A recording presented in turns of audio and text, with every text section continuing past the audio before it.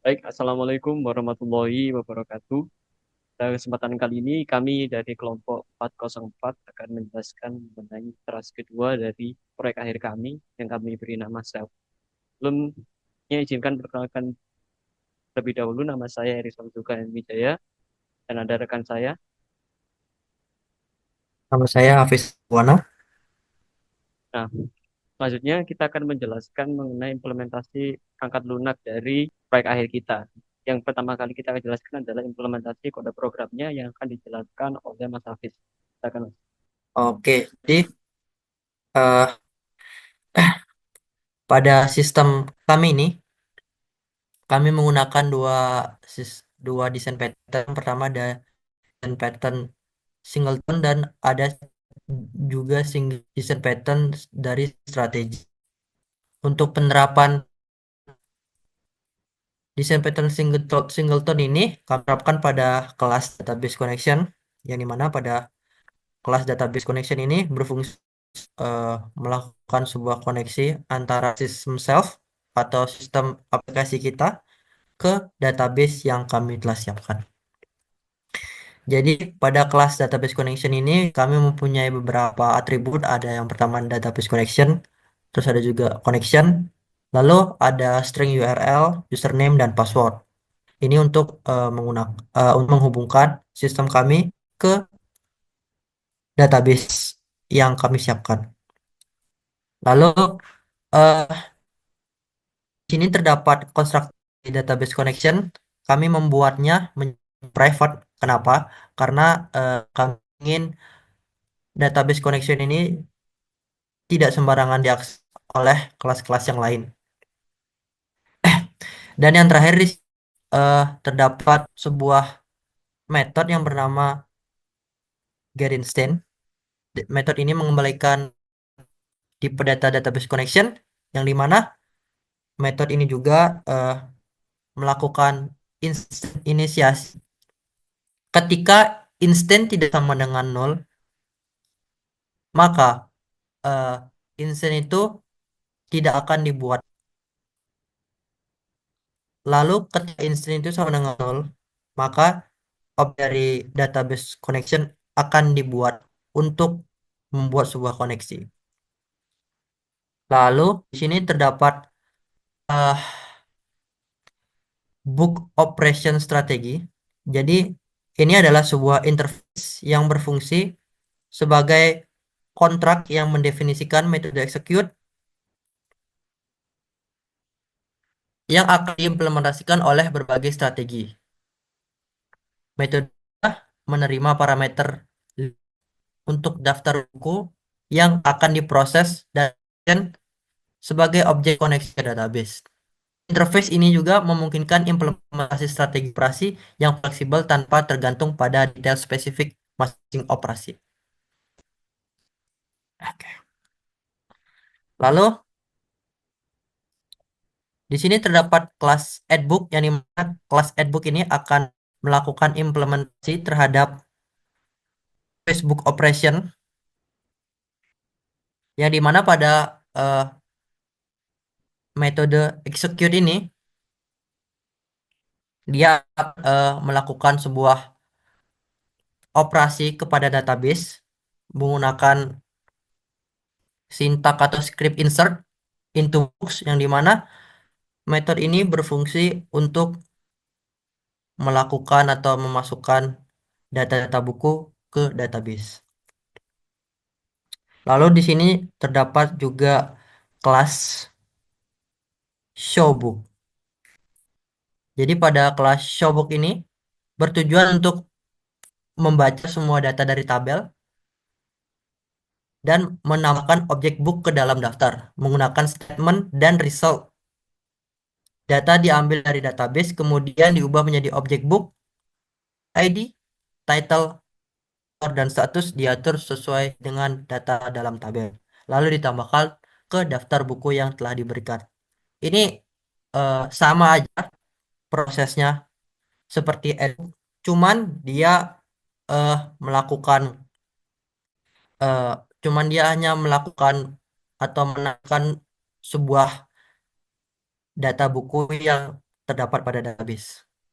Lalu di sini juga terdapat sebuah kelas bernama update book. Sebenarnya sama aja, sama kayak addbook, sama kayak showbook. Jadi pada kelas update book mereka atau fungsi X ini akan melakukan sebuah update data berdasarkan sebuah ID dari bukunya masing-masing. Dia bisa melakukan update seperti eh, title, author, dan atribut-atribut yang terdapat pada buku. Lalu yang terakhir di sini dapat delete book. Jadi pada delete book ini juga sama saja dengan kelas-kelas operasi-operasi book sebelumnya. Cuma di sini dia melakukan sebuah delete berdasarkan ID yang dipunyai atau berdasarkan data ID yang dipunyai oleh masing-masing buku. Nah, pada kelas operasional konteks ini sendiri, jadi ini memiliki sebuah tujuan atau fungsinya ini sebagai pengolah strategi operasi buku melalui metode set book operation. Strategi operasi yang diinginkan seperti kelas edbook, showbook, dan lain-lain dapat diterapkan secara dinamis. Metode ini juga atau metode execute strategi bertugas untuk menjalankan strategi yang dipilih dengan mengambil koneksi database dari database connection dan memproses daftar buku menggunakan strategi tersebut. Pendekatan ini juga memberikan fleksibilitas dan modularitas untuk memungkinkan pergantian strategi operasi tanpa mengubah logika utama aplikasi. Jadi kelas-kelas tersebut adalah sebuah komponen-komponen untuk eh, menerapkan desain pattern dari kelas desain pattern dari strategi. Setelah itu, di sini juga terdapat kelas bukunya. Jadi pada kelas buku ini adalah kelas ya untuk menyimpan data-data buku seperti ID, title, author, publish dan lain-lain sebagainya. Dan juga pada eh, fungsi-fungsi buku ini terdapat fungsi dasar setter getter dari sebuah kelas. Lalu pada kelas mainnya di sini kami menerapkan RESTful API. Jadi operasi-operasi tersebut akan dijalankan ketika kami melakukan hit API yang telah kami membuat sebuah server dengan portnya 800. Lalu untuk endpointnya sendiri di sini kami hanya menggunakan books.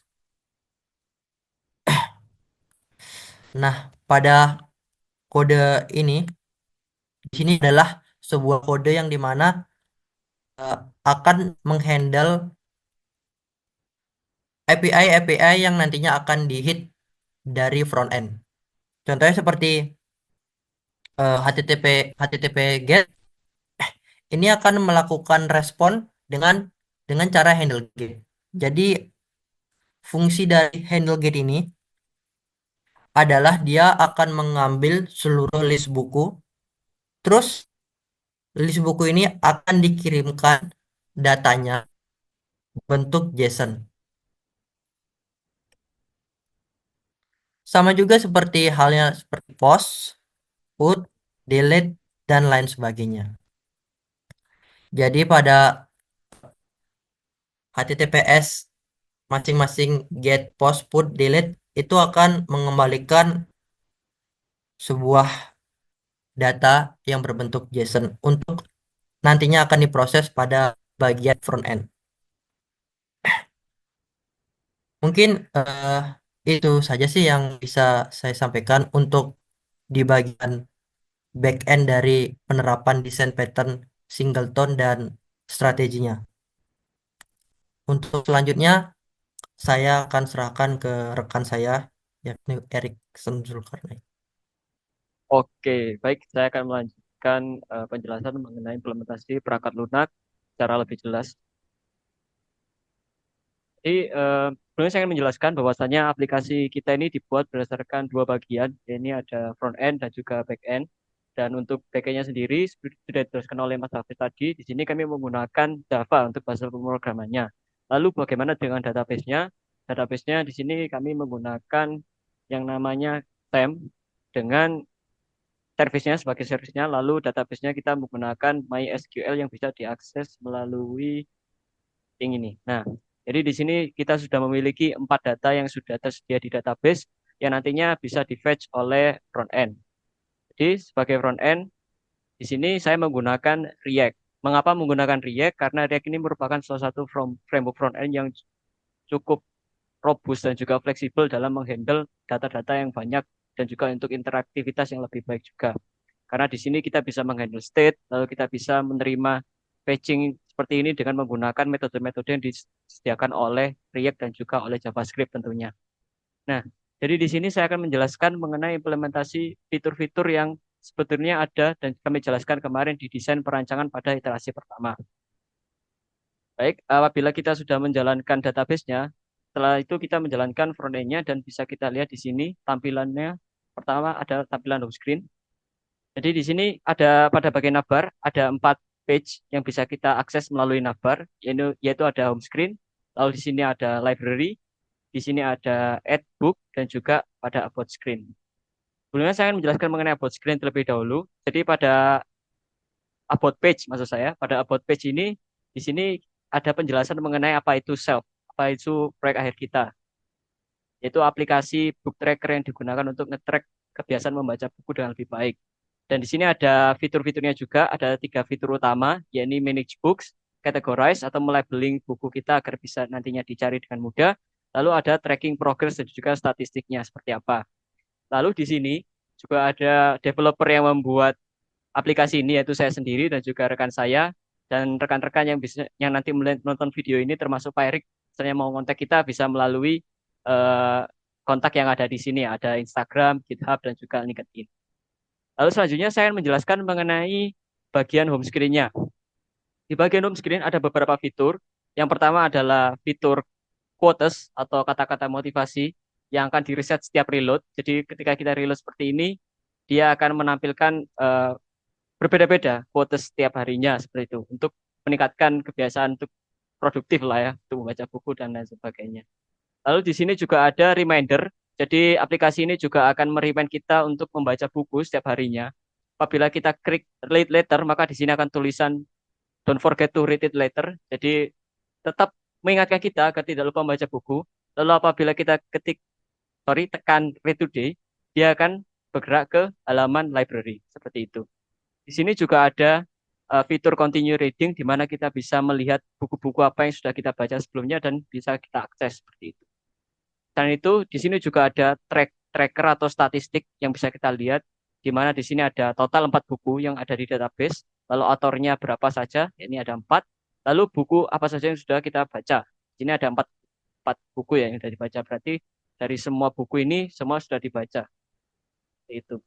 Lalu selain itu, kita juga bisa mengakses dukungan komunitas atau bisa mengikuti komunitas pembaca buku atau book lovers dengan cara menekan tombol Go ini. Nanti kita akan dibawa pada sebuah website yaitu Goodreads, di mana nantinya kita bisa join untuk komunitas pembaca buku lainnya seperti itu. Nah, selanjutnya kita akan beralih ke bagian libraries. Nah, di bagian libraries ini kita bisa apa aja sih? Jadi di sini kita bisa melakukan yang tadi fitur labeling dan juga kategorisasi. Di mana di sini kita bisa mencari buku dengan cepat menggunakan tombol search di sini. Tombol search di sini bagian search di sini digunakan untuk mencari buku berdasarkan title-nya. Jadi misalnya kita ingin mencari Sherlock Holmes ini, kita tinggal ketik share gini saja, nah langsung muncul Sherlock Holmes seperti itu. Lalu misalnya kita mau The Time Machine gitu atau the lain-lainnya, nah itu bisa seperti ini lebih cepat. Selanjutnya kalau kita ingin mengakses buku berdasarkan filternya atau kategorinya, kita tinggal tekan di bagian filter ini saja. Misalnya kita ingin melihat buku yang tipenya fiction, yang mana? Berarti yang ini. Kalau misalnya education, oh berarti yang ini. Misalnya history, seperti itu. Jadi fitur-fiturnya sudah bisa digunakan dan bekerja dengan baik seperti itu. Kalau misalnya nggak ada bagaimana? Maka akan tulisannya you have no book with this category. Nah, jadi untuk menambahkan buku dengan kategori seperti ini caranya bagaimana? Caranya adalah dengan menekan tombol add ini. Nah, di sini kita bisa menambahkan buku yang ingin kita tambahkan. Misalnya judulnya adalah The Lost World misalnya. Autornya misalnya Eric gitu ya. Terus progresnya kan kita belum baca ya, jadi progresnya nol aja. Terus kategorinya edukasi gitu. Nah, untuk image-nya, nah di sini karena yang diminta adalah image URL, maka kalau bisa kita cari image yang ada di internet seperti itu. Di sini saya menggunakan Imagur untuk mendapatkan linknya. Misalnya saya ingin mendapatkan link yang ini, lalu saya masukkan di sini. Kita tambahkan .jpg, maka di sini akan tampil image previewnya seperti apa nantinya pada halaman library-nya seperti itu. Ketika kita ketik tekan submit, maka dia akan langsung membawa kita ke bagian library dan top buku Lost World tadi sudah ada di posisi paling kanan, artinya sudah masuk di bagian library tadi.